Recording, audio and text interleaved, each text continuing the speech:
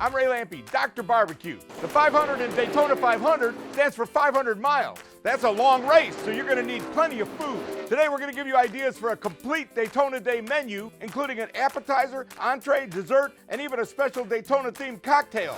Since the drivers are used to burning up the track, we thought we'd start by heating things up with this jalapeno popper dip. We'll show you how to get complete step-by-step directions for this dip and all of today's recipes at the end of our story.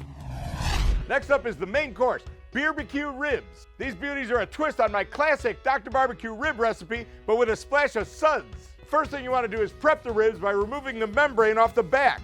And then you want to trim the top of the ribs, just any excess fat, and trim that off. Now it's time for a rub down. This is what we call raised rub. The ingredients are on the recipe, but if you've got a favorite rub, go ahead and use that. Now it's time to put them in the smoker. My smoker is set up to cook indirect at about 300 degrees. Your oven would work just about the same way. 2 hours like this. I'm gonna flip them over for about another hour till they're really well browned. While the ribs are cooking, it's time to chill with a cool cocktail we call the Daytona Rita.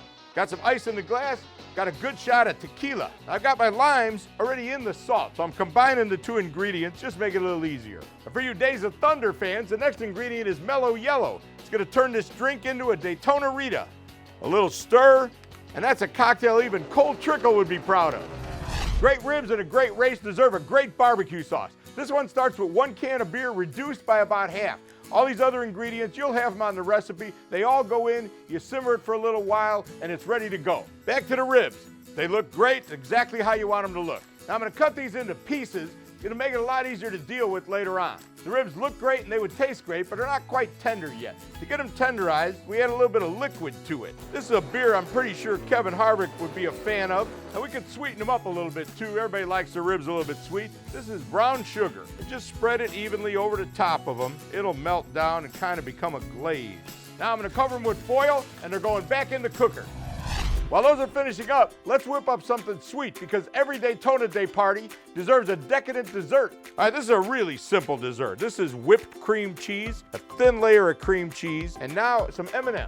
I know Kyle Busch would like this part of the recipe, and just put it on half, because then I'm gonna fold this half right over. And from here, they go right on the grill. Direct fire, about medium heat. It's not gonna take long. We just wanna melt everything inside. The ribs are tender now. All we gotta do is glaze them with sauce. These are done and they look beautiful. So there you have it. We've crossed the finish line with a spicy appetizer, cool cocktail, outrageous ribs, and a sweet treat. It's a menu that's sure to get the checkered flag every time. I'm Dr. Barbecue. Enjoy the great American race, the Daytona 500.